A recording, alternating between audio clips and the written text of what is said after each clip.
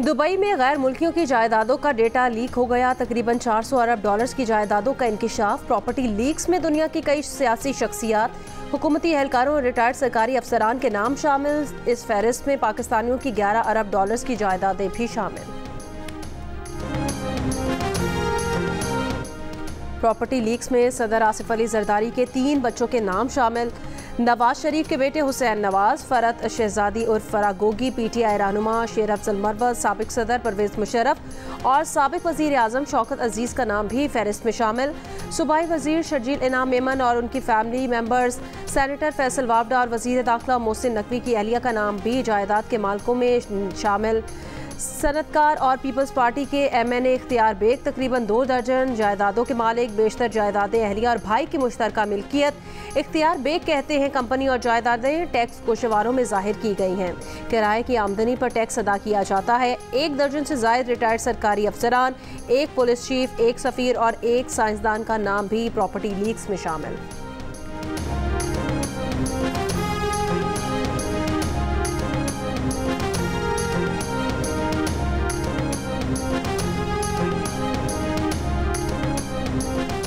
पाकिस्तान से बाहर जायदाद खरीदना गैर कानूनी नहीं। बहुत से लोगों ने बैरून मुल्क काम के दौरान या अपनी टैक्स शुदा आमदन से ये जायदादें खरीदी होती हैं।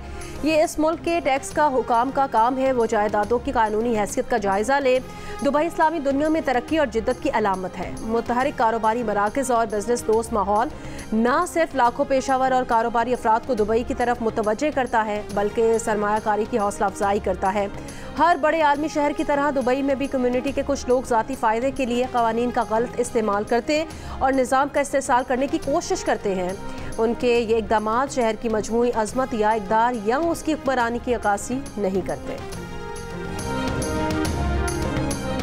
बानी PTI के खिलाफ 190 मिलियन पाउंड रेफरेंस की समाअत बगैर कार्रवाई मुलतवी।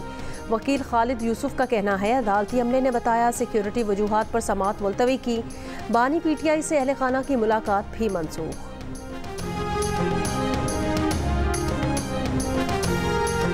हुकूमत सिंध ने कराची सेफ सिटी मंसूबे के लिए 4 अरब रुपए जारी कर दिए। DIG police Asif Ejaz Shaikh project के ड्राइंग डिस्बर्सिंग ऑफिसर मुकर्रर। मंसूबा 2.5 साल में मुकम्मल होगा। इब्तदाई तौर पर रेड जोन, शारा फैसल, एयरपोर्ट कॉरिडोर के इलाके कवर किए जाएंगे। नाइट विजन, चेहरे की शनाख्त और गाड़ी की नंबर प्लेट्स की रिकॉर्डिंग के साथ तस्वीर लेने की सलाहियत वाले कैमरे लगाए जाएंगे। कराची पुलिस ऑफिस से मुल्हिक इमारत में प्रोजेक्ट की कमांड एंड कंट्रोल बिल्डिंग की तैयारी जारी।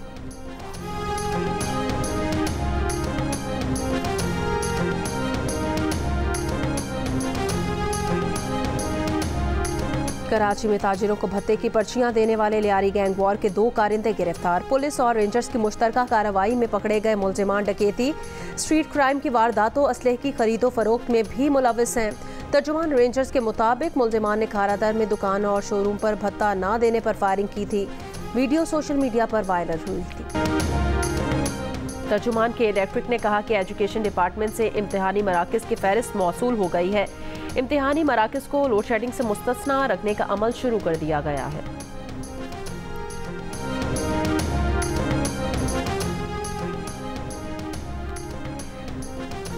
बलोचिस्तान के 18 गर्म अजला के स्कूल्स में सालाना तातीलात आज से शुरू।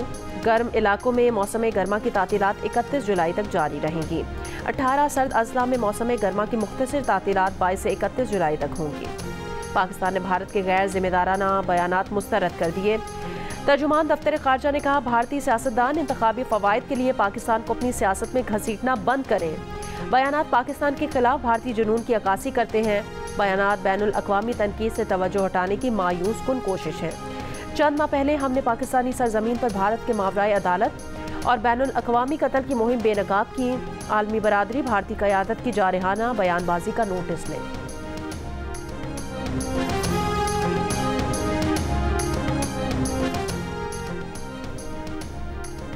दुबई में जायदादें खरीदने वाले नामवर भारतीय शहरियों में भारतीय बिजनेस टाइकून मुकेश अंबानी भी शामिल। मुकेश अंबानी की दुबई में 110 अरब डॉलर्स मालियत की जायदादें हैं। भारतीय वजीर आजम नरेंद्र मोदी के इंतहाई करीब समझे जाने वाले भारतीय सरमायाकार गौतम अडानी के भाई विनोद अडानी का नाम भी प्रॉपर्टी लीक्स में शामिल।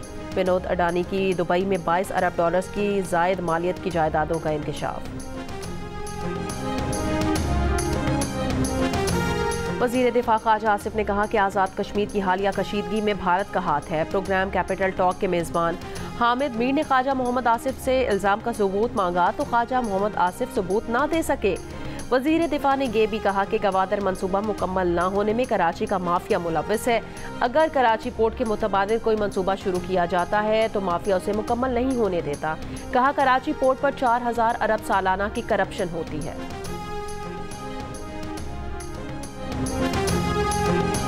रहीम यार खान में M5 इंटरचेंज के करीब टायर फटने से बस उलट गई। खातून समेत 3 मुसाफिर जाँ बहक, 34 अफराद जख्मी हो गए। जाँ बहक अफराद और जख्मियों को अस्पताल मुंतकिल कर दिया गया। हादसे की शिकार बस इस्लामाबाद से कराची जा रही थी।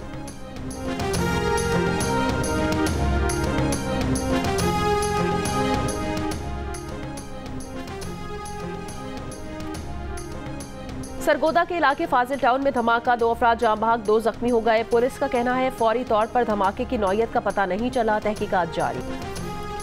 स्ट्रेटेजिक इदारों के सिवा तमाम हुकूमती मिल्कियती इदारों की निजकारी होगी, चाहे वो नफा बख्श हो या खसारे में। वज़ीर आज़म का ऐलान। वफाकी वजारतों को तमाम ज़रूरी कार्रवाई और निजकारी कमीशन से ताउन की हिदायत की।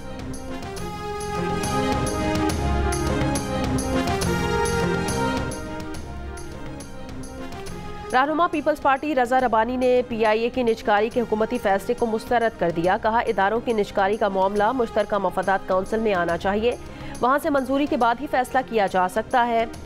PIA स्ट्रेटेजिक असासा है। रजा रबानी ने हुकूमती निजकारी पॉलिसी के खिलाफ जल्द एहतजाज शुरू करने का ऐलान कर दिया है।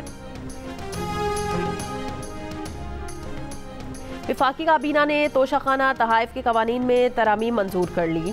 इलामिये के मुताबिक इन तरामीम के तहत तहाइफ लेने वाला या तहाइफ अपने पास नहीं रखेगा। तहाइफ को वसूल करंदा के इदारे की इमारत के अहाते में नुमाया जगह पर रखा जाएगा। शील्ड्स, सुवेनियर्स और दीगर तहाइफ का बाकायदा रिकॉर्ड रखा जाएगा। तहाइफ का तखमीना लगाने वाले निजी शोबे के माहिर का एजाजिया बढ़ाने का फैसला किया गया है। इससे पहले PDM हुकूमत में वफाकी काबीना ने तोशाखाना पॉलिसी 2023 की मंजूरी दी थी, जिसके तहत सदर, वजीर आजम और काबीना अरकान पर $300 से जायद मालियत का तोहफा वसूल करने पर पाबंदी आयद की गई थी।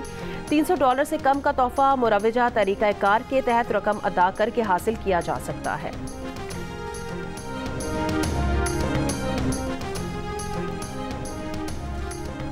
पाकिस्तान के लिए इस बार कर डालो। फ़नून लतीफ़ा से ताल्लुक़ रखने वाली शख्सियात का मौशी बहाली के लिए करप्शन की रोकथाम का मुतालबा।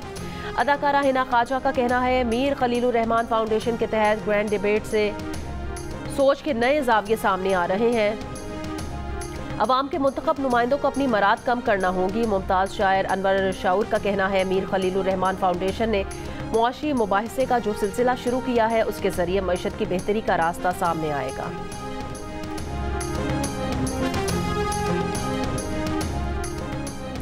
इसराइली फौज ने गजा में हमले बढ़ा दिए हैं। इसराइली टैंकों, बुलडोजर्स और बख्तरबंद गाड़ियों ने जबालिया में बेघर अफराद के मराकज का मुहासरा कर लिया। रफा शहर के अतराफ बड़ी तादाद में फौज जमा कर दी।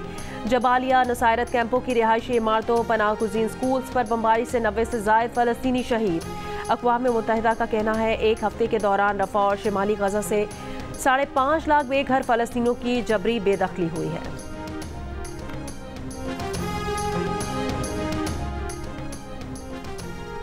अरबों डॉलर्स की प्रॉपर्टी लीक्स में हिज़्बुल्लाह, इस्लामी पासदाराने इनकलाब और यमनी हूसियों से ताल्लुक़ रखने वाले अफराद भी शामिल।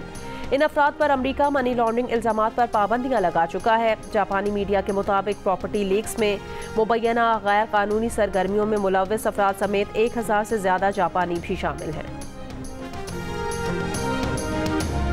फ्रांस में गैंग ने दिन दिहाड़े फायरिंग करके कैदी वैन से स्मगलर को छुड़ा लिया। नॉर्मंडी में पेश आए वाक़े में 2 पुलिस एहलकार हलाक और 3 जख्मी हो गए। नकाब पोश हमलावरों ने फिल्मी अंदाज से अपनी काली गाड़ी पुलिस के सफ़ेद ट्रक से टकराई। कार से छलांग मारकर बाहर निकले और ट्रक को चारों तरफ से घेर कर फायरिंग शुरू कर दी। एक हमलावर ने कैदी वैन का दरवाज़ा खोला और कैदी को निकाल लिया। तीसरे T20 में पाकिस्तान ने आयरलैंड को 6 विकेटों से हरा दिया। पाकिस्तान ने हदफ बासानी 70वें ओवर में हासिल कर लिया। बाबर आजम ने 75, मोहम्मद रिजवान ने 56 रन बनाए। शाहीन शाह अफरीदी ने 14 रन देकर 3 विकेटें हासिल की। पाकिस्तान ने आयरलैंड के खिलाफ T20 सीरीज 2-1 से जीत ली है।